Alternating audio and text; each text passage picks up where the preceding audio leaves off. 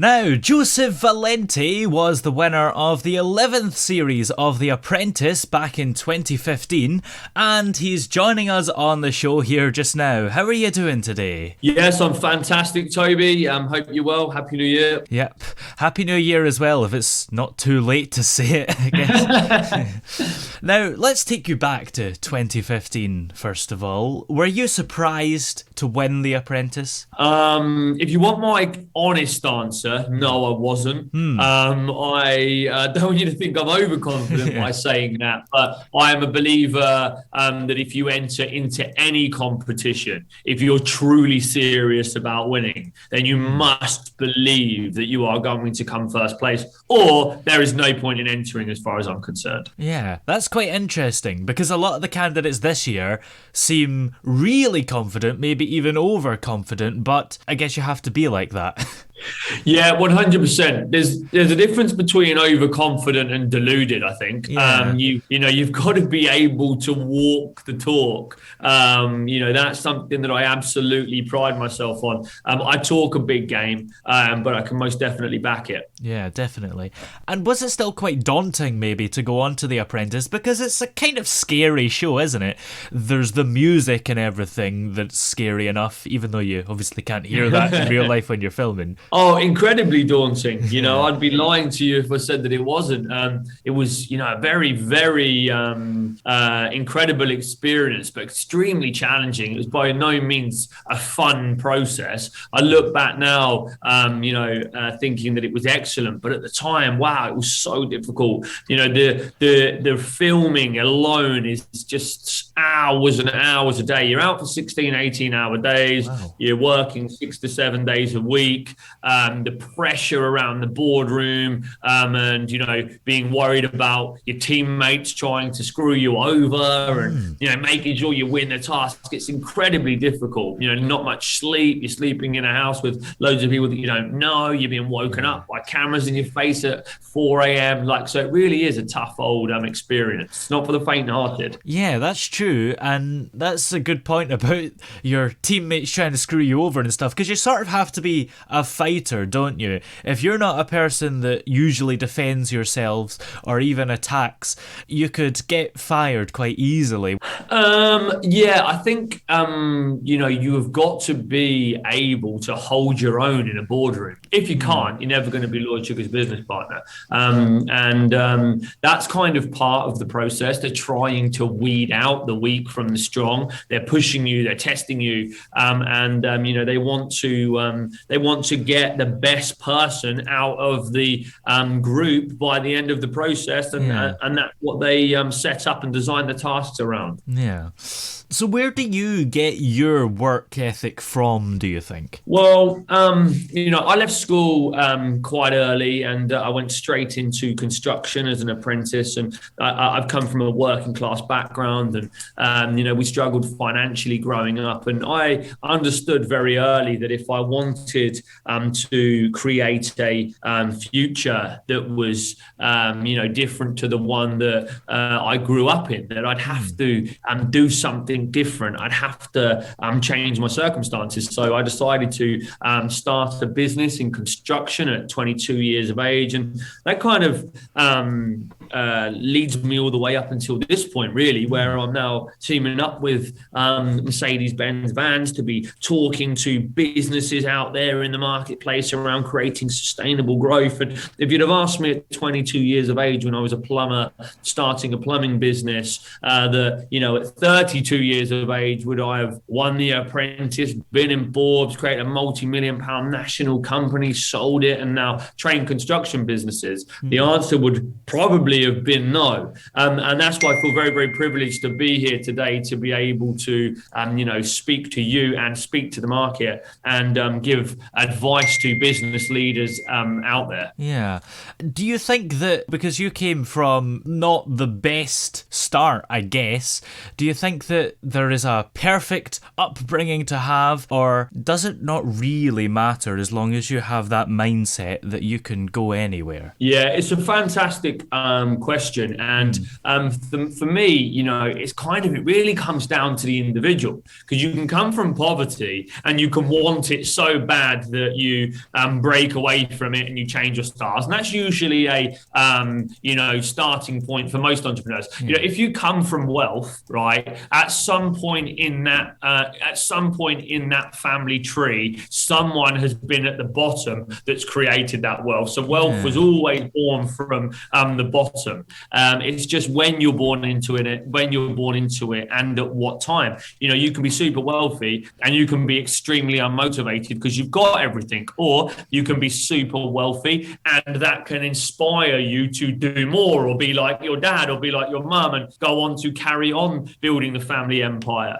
and vice versa. You know, you can be poor and stay poor, or you can be poor and want to get rich. So it really comes down to that individual owning at some point the destiny that they need to live. Yeah.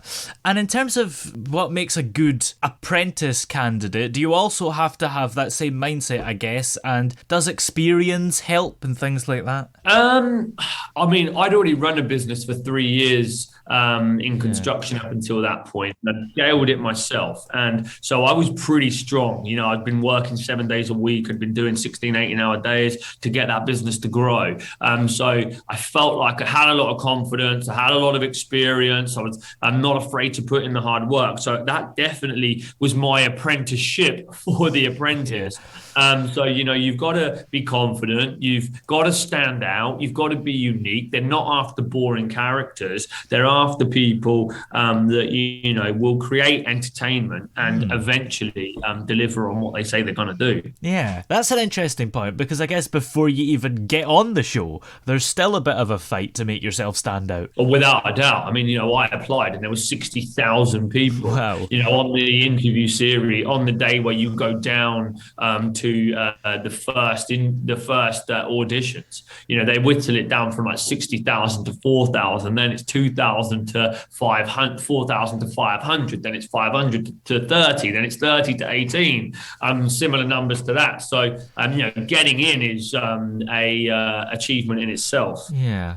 And when you've watched future series after your one, have you ever been surprised by how daft the contestants can be sometimes when they come up with ideas? Again, you know, some of the people are there for entertainment value. So I think the fact that they don't have substance to their answers is maybe the whole point. But rather than actually, as much as they say they're looking for out and out business professionals and entrepreneurs, clearly that's not the case in some cases. So, you know, I am surprised, but also not, based on understanding what the show are trying to achieve. And have you been watching the series so far this year, even though it's only been one episode, but you know? I have actually, yes. Yeah, I watched it last week, and it was entertaining, to say the least. I think, you know, the boys did an absolutely awful job. And the girls, I didn't think the girls did too bad, to be fair. I thought that, you know, their concept was okay. And for the first task, it was okay. Yeah. The boys' logo was terrible. And then the girls, the word that I'm not sure if you've heard it, bougie, because nobody else seems to have heard of it. And I looked it up and I still can't find a definition even when Googling it. Yeah, I mean, it's kind of one of those words that it has been, I don't know, some youngsters have invented it and they're using it, and I kind of get what it means, but don't 100%, and I don't think anybody does. So that was quite funny, I thought. Yeah. And my favourite thing so far in this series is Karen Brady just looking puzzled the whole time at what the boys' team have been doing, and then also Tim Campbell making similar looks. Yeah, I thought, you know, Karen's an absolute boss lady, to be fair. She really, really is.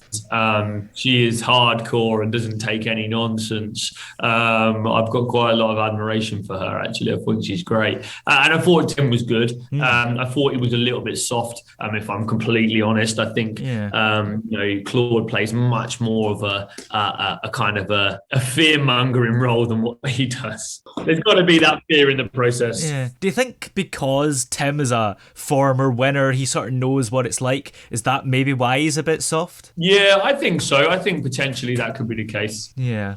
Now, you're also on the push to electrify transport networks and focus on sustainability as well, right? Yep. So what New Year's resolutions should small and medium enterprises be putting in place for 2022? Well, I think first and foremost, it's about understanding the way the world is going. And, you know, the government are introducing that every vehicle needs to be electric by 2030. So the reason that I'm, preaching this message with Mercedes-Benz Vans is about sustainability in the market. And our research shows that, 70% of businesses in the market want to go green in 2022. We've got 66% of those businesses planning on switching to electric, which is fantastic and goes in conjunction with the government rolling out 140,000 EV chargers each year, every year. And I think businesses have got to be looking now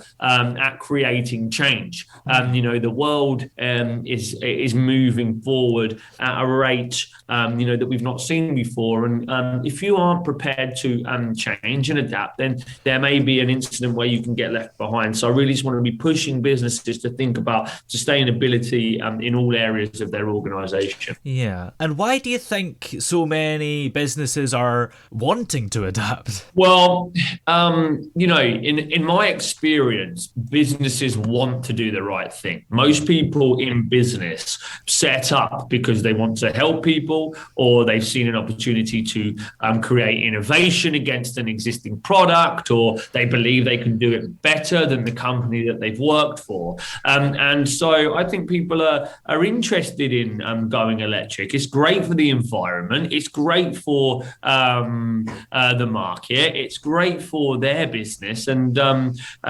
it really is most definitely the right thing for these businesses to do. Yeah. And what advice have you got for any small and medium businesses that would like to be more sustainable without impacting their growth? Because I guess particularly small businesses, it sometimes costs a bit of money to be green, doesn't it? Yeah, I think sustainability can come in a number of different forms. And, if we're looking at fleet management, going electric, it has to happen. The government are making it mandatory at some point. So you've got to get on board with that. So getting in early and working with the manufacturers is absolutely fundamental to getting your fleet right.